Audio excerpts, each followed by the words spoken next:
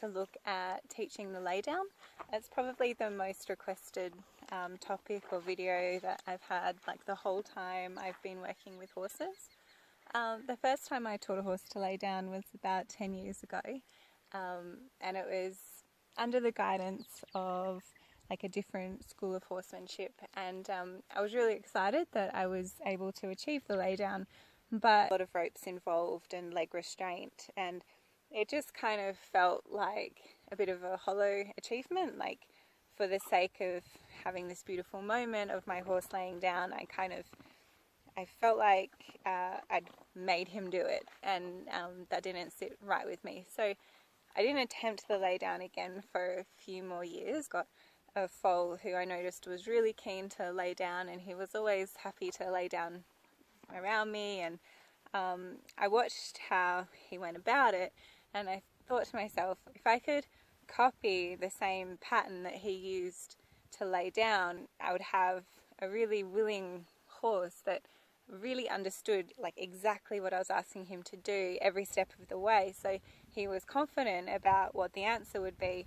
So I tried it and it worked, and then I could repeat that same process with other horses. And again, this method of laying down gives you a really good set of tools to build on for other tricks or movements. The things that you're asking your horse to do become really beneficial if you then decide to teach your horse to Spanish walk or rear or sit or any of these other things.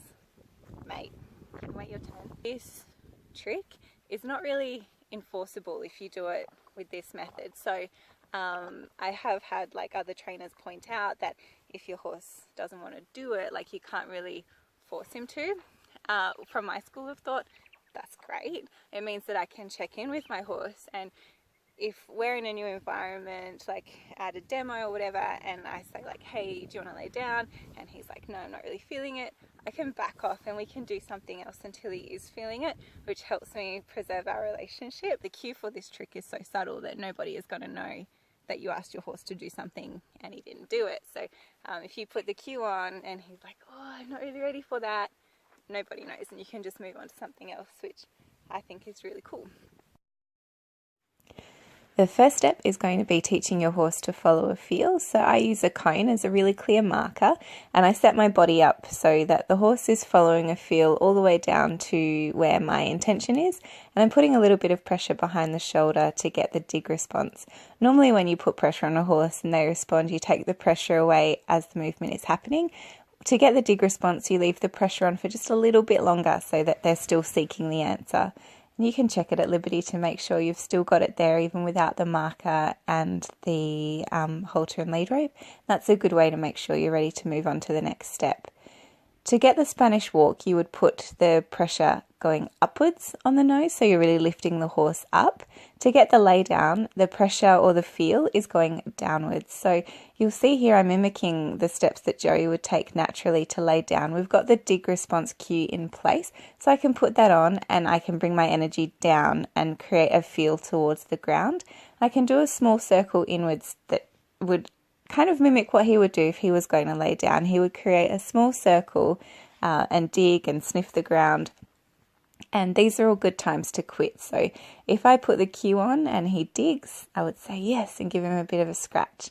If he would then put his nose to the ground, I would understand that he's picking up the idea, and that would be another time to quit. And there he goes. He's got his little nose on the ground.